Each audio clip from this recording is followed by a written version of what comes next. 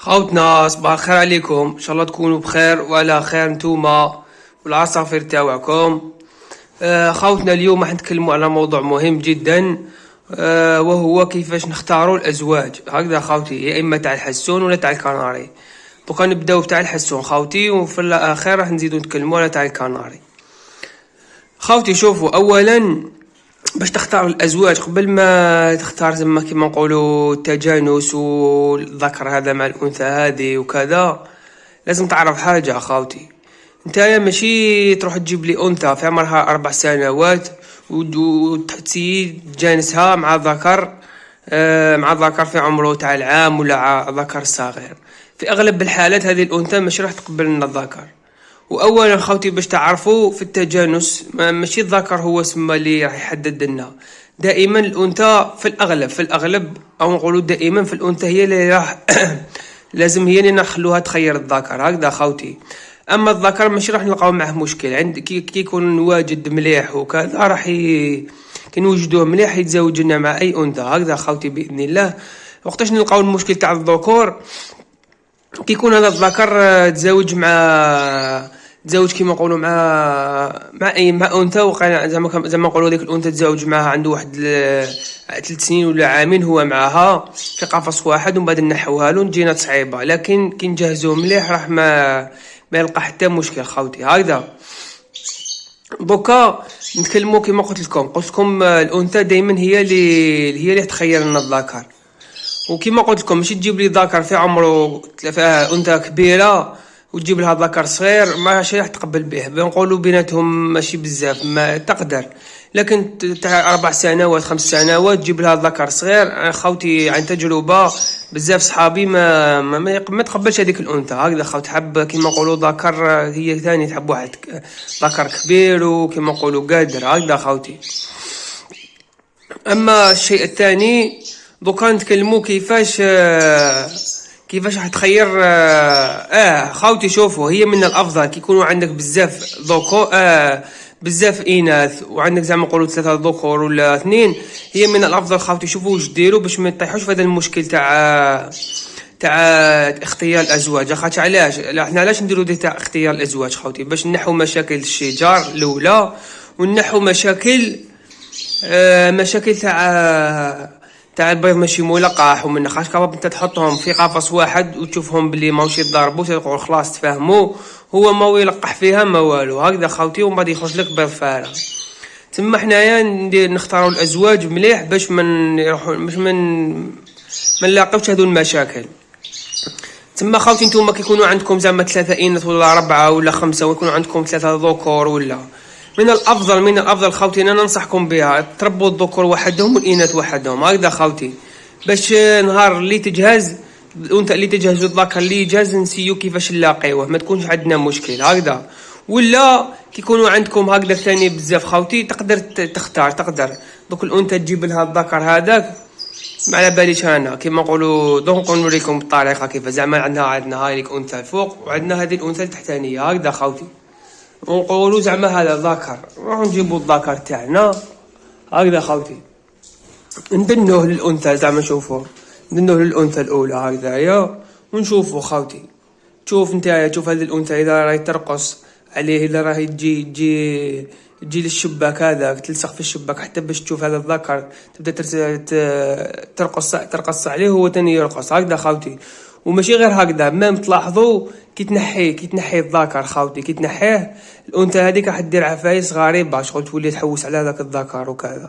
وتقدر تزيد تسيه هكذا مع الانثى الاخرى تشوف هذه الانثى اذا نكراته ولا ثاني رقصت عليه، وتشوف هذه. هكذا خوتي. ما هو تشوفوا ثم اذا رقص على هذه او ثم راهم اختارها وتشوفوا سيه مع ثانيه اذا رقص عليها ولا كيما نقولوا بالضبط عليها. هكذا خوتي. هذه هي طريقه اختيار كي يكونوا زعما نقولوا عندك بزاف اناث وعندك بزاف ذكور. هكذا كما قلت لكم خوتي، هي من الافضل كي يكونوا عندكم بزاف ذكور وبزاف اناث تسيو كيفاش تربوا الاناث وحدهم والذكور وحدهم. اما بالنسبه اللي عنده زوج واحد وحب يزوجوا عنده انثى وجاب ذكر. هكذا خوتي نقولوا معليش السن متقارب بيناتهم، ونقدروا نقولوا حتى ماشي متقارب بيناتهم. هذاك كيما نقولوا لازم يحتم هذيك الانثى على هذيك الذكر. هكذا خوتي. كيفاش يحتم؟ كما تكلمنا في طريقه التزاوج الاولى، تكلمنا عليهم هذو زوج طرق، تكلمنا عليهم بين زوج. قلت لكم باللي نربوا الاناث وحدهم والذكور وحدهم، كي نجهزوهم مليح نجيبوا الذكر هذاك. هذه انثى الفوقانيه خوتي باش تكونوا على بالكم. هذه سمعتوا خوتي؟ باش نجيبوا الذكر هذاك ونشوفوه واش من الانثى راهي حابه تزوج معاه اللي راهي واجده ولا.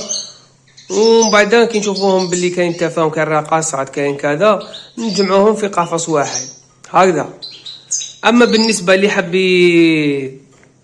حب يزوج كما نقولوا زوج اناث ولا ثلاثه مع ذكر واحد، هذاك ما يسحق لا كما نقولوا كما قلت لك تخرجوا باش ما يخيرلكش الاناث. ومن بعد انت اللي تجهز ان شاء الله على ربي انت تجيب هذاك الذكر يكون واجد وهي تكون واجده. هي تكون واجده ان شاء الله، ما كما نقولوا راح تتزاوج لنا مع الذكر هذا. احنا كما نقولوا ان شاء الله هكذا، ان شاء الله ما يكونوش مشاكل. وكما نقولوا هذه العفسه ما نقدروش كما نقولوا ندخلوا في علم ربي هكذا خوتي. قادر هذيك الانثى ما تحبش تتزاوج لك معاه، قادر كي تزيد تجهز لك انثى واحده اخرى تتزاوج لك معاه. لكن حنا كي نتسيو نديروا كما نقولوا اللي علينا، ما نخلوش هذاك الذكر ولا ذوك الاناث يتشوفوا حتى وقت الجهوزيه. اما قلت لك لي مربي الذكر والاناث انثى وذكر وحدهم، ثم عنده غير زوج واحد حب يزاوج به، هذه خوتي كيما على بالكم نحطوهم من فترة الراحة كيف ولا من فترة غيار الريش. ما من فترة الراحة ماشي مشكل، نحطوهم كيف نعودوهم على بعضهم. وكل ما يقرب وقت التجهيز والإنتاج نبداو نديرو لهم في التشويق منا كيما تكلمنا على الطريقة هذيك تاع التزاوج باش ينجح لك التزاوج. لاخاطش كيما قلنا راح تحتم الذكر هذا على الأنثى هذه هكذا خوتي. دوكا نروحو نهضروا على الكناري خوتي. نهضروا على الكناري. اما بالنسبه للكناري خوتي كيما على بالكم كي نفوتوا نقوموا بعمليه توليف هكذا خوتي، عمليه توالف، ونزيدوا نديروا عمليه تشويق، راح يكون التزاوج كيما نقولوا يكون ناجح ان شاء الله، ما يكونش عندنا مشاكل. لكن في الكناري خوتي كيما على بالكم راح نراعيو النوع واللون هكذا خوتي. ما نزوجوش ذكر ابيض دومينو مع انثى دومينو كما على بالكم يخرجوا لنا العامل القاتل. في التزاوج كناري ريسيسيف لازم كما نقولوا الشيمل مع الاوتونسيف. وهذه العفسه تاع الشيمل مع الاوتونسيف خوتي باش تفهموها. دوك نتوما في الكناري ما تبقى تحوس على الريشه تاعو لا طويله لا رقيقه هكذاك تتلف لكم، خاش لازم تنحي الريشه تاع الكناري من نفس المكان وكذا. نتوما عندما تلاحظوا تشوفوا الكناري هكذا خوتي في الجسم تاعو اللي رقيق وطويل هذاك شيمل، واللي قصير ودائما تلقى راسو كبير وتلقاه كبير الحجم هذاك اوتونسيف. هذه يا خوتي باش يسهلكم التزاوج. ومن الافضل خوتي كي يكون عندكم زعما كيما نقولوا في السلاله ولا في الطفره ما تزوجوهاش مع كناري عادي هكذا مع الاوردينار. يا خويا عندك كناري ساتيني زوجوا مع الساتيني، ما تروحش تزوجوا مع الاوردينار، خاطر على بالك باللي حيخرج لك فراخ هذوك ما كيما نقولوا ما عندهم حتى قيمه.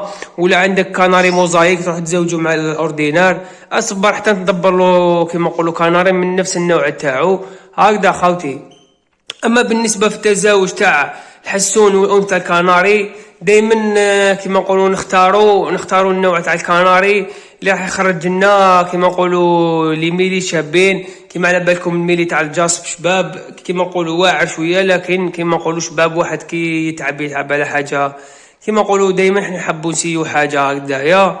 وكيما نقولوا في الالوان دائما تدبر لهذاك الذكر الالوان كيما نقولوا الغامقه باش ما يهابهاش وكذا، باش كيما نقولوا ما يهابهاش خاطر يجيه سهله في التلقيح ويوالفها. خاطر دائما الاصفر والابيض كيما نقولوا راح حتى يوالفها مليح وكذا.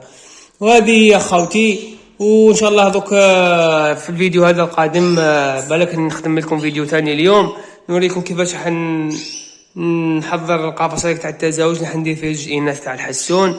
وان شاء الله من نهار السبت ان شاء الله نكون درتهم داخل القفص ونبدا في التجهيز تاعهم هكذا خاوتي، وما تنساوش الاشتراك وتفعيل الجرس والضغط على زر الاعجاب. والسلام عليكم ورحمة الله تعالى وبركاته.